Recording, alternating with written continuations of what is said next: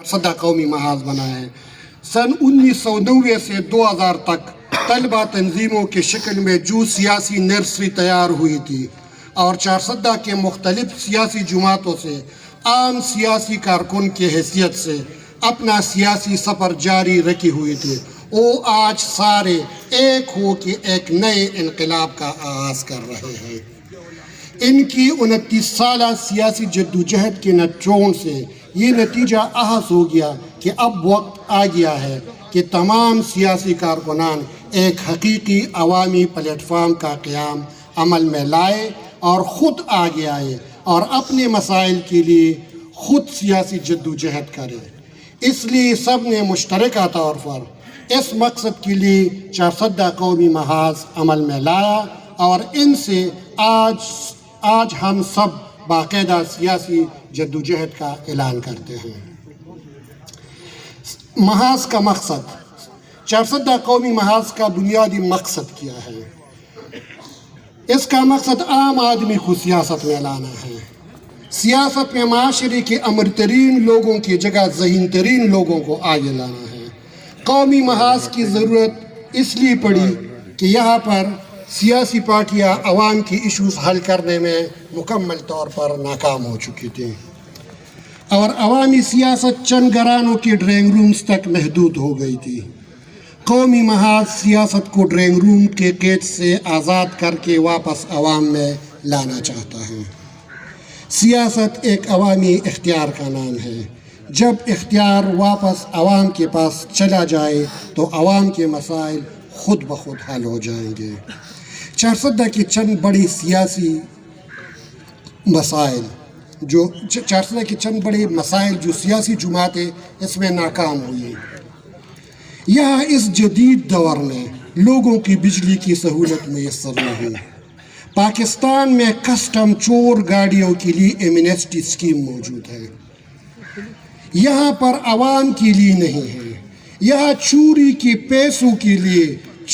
पैसों को जायज़ करने के लिए एमनेस्टी स्कीम मौजूद है, लेकिन चारसद्दा के अवाम की इशूज़ बिजली के लिए नहीं है।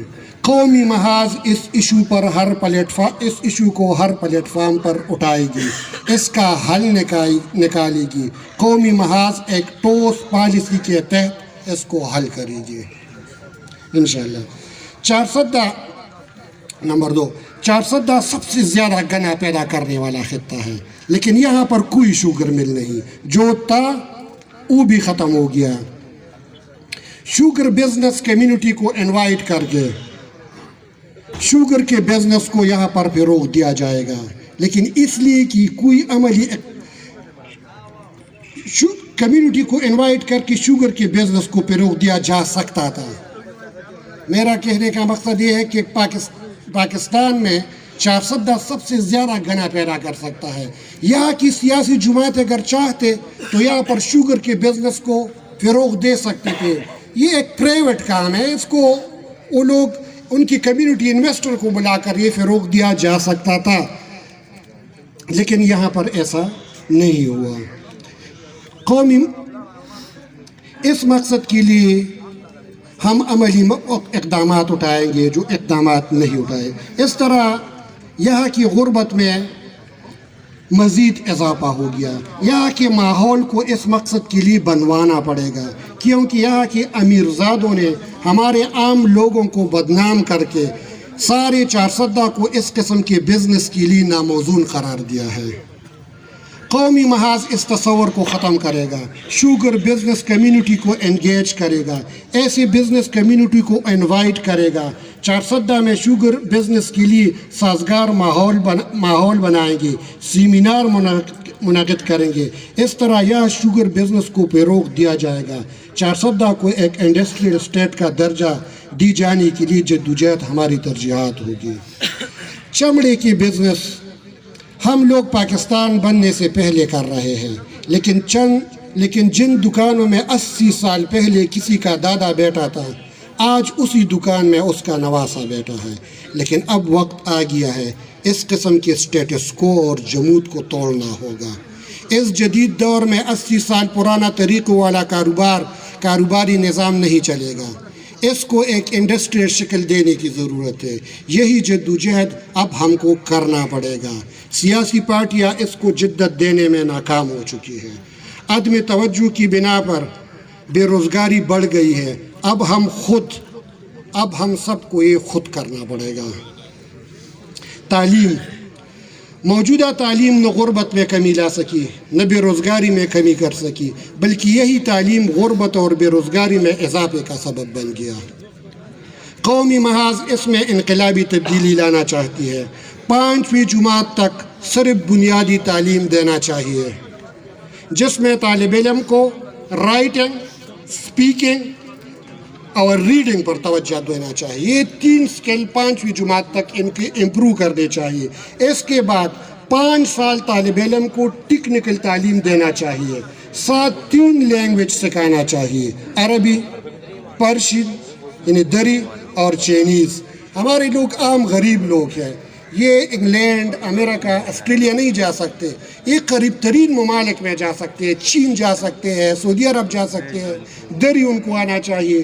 اور 5ویں جماعت کے بعد فوری طور پر جو ہے نا ان کو 5 سال ان کو ٹیکنیکل تعلیم دے دو، تاکہ جس طرح 10ویں جماعت کے بعد بندہ نوجوان ہوتا ہے وہ پوری طور پر اپنے گھر کا سہارا بن جائے گا.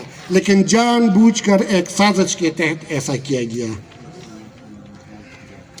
چارسدہ قومی محاذ اس کے لیے جو ہے نا عملی اقدامات کریں گے. یہ ہمارا منشور ہے. چینی زبان تاکہ قریبی ممالک میں ان کو روزگار کے مواقع حاصل کرنے میں آسانی ہو. صحت اور دوسرے شعبہ زندگی میں ڈپلوما ایجوکیشن کو فروغ دینا چاہیے. پرائمری سطح سے گاؤں کے لیول پر ٹیکنیکل ایجوکیشن کا قیام ضروری ہے. گاؤں میں اس طرح کے ادارے موجود ہونے چاہیے.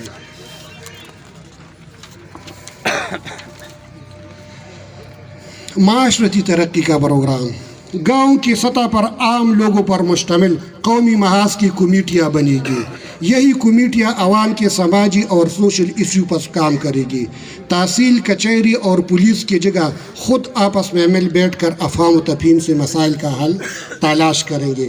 نچلی سطح پر عوامی ڈیبیٹ کو فروغ دیا جائے گا اور لوکل لیڈرشپ کو وہاں سے انکریج کر کے اوپر لایا جائے گا، اور اس طرح معاشروں میں پازیٹیو لیڈرشپ کو ترجیح دی جائے گی. صحت اور اس کے مسائل. چارسدہ کی بات ہے. چارسدہ کی صحت کے معاملے میں کافی خطرناک سٹیج پر اب یہ معاملہ پہنچ چکا ہے. یہاں سالانہ بہت بڑی تعداد میں لوگ مر رہے ہیں. 50 سے 55 سال کے جوان لوگ گردوں، دل کی بیماری، ہیپاٹائٹس اور کینسر جیسی بیماریوں کے شکار ہو کر مر رہے ہیں، جس کی بنیادی وجہ جعلی ادویات، ملاوٹ شدہ اور جعلی خوردنوش کی اشیاء ہے. اس وقت چارسدہ جعلی ادویات اور جعلی خوردنوش اشیاء کے کالے دھندے والے مافیا کی حراست میں ہے.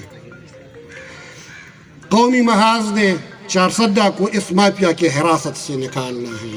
اس کے لیے جلوس بھی کرنی ہے، ریلیاں بھی نکالنی ہے، سب کچھ کرنا ہے.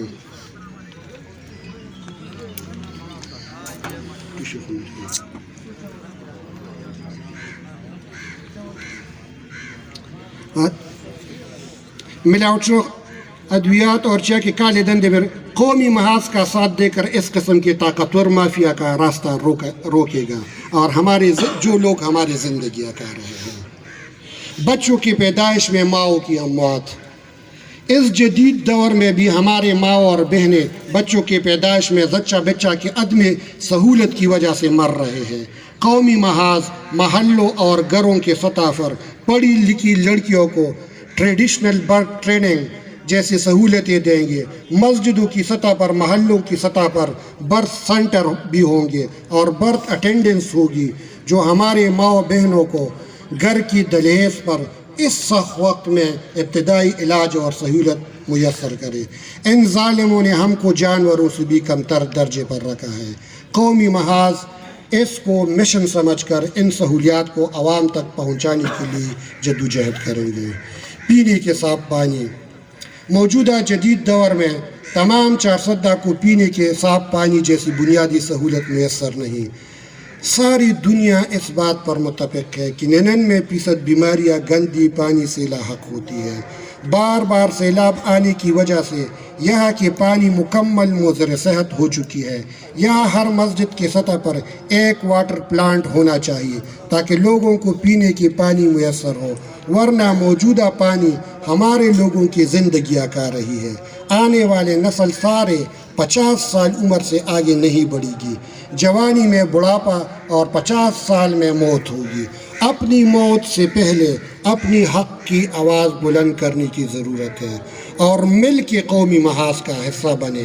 آج سے جدوجہد کا اعلان کرے۔ ناقص علاج اور ہسپتالوں کی سہولت۔ ہمارے پاس اسپتالوں کے نام پر صرف اینٹوں کی بلڈنگ ہے۔